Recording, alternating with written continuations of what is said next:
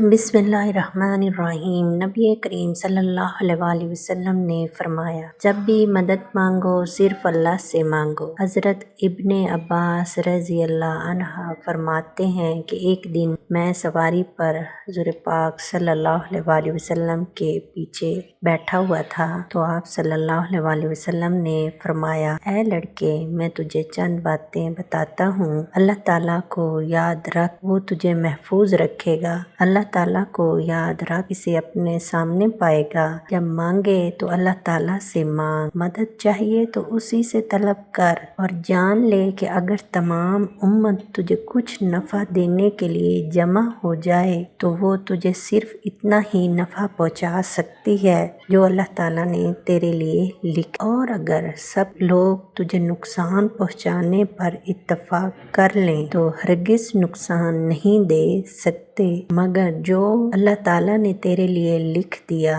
कलम उठा दिए और सहीफे खुश्क हो चुके। जो कुछ भी अल्लाह ताला ने तेरे लिए लिख दिया तेरी जिंदगी में वही होगा।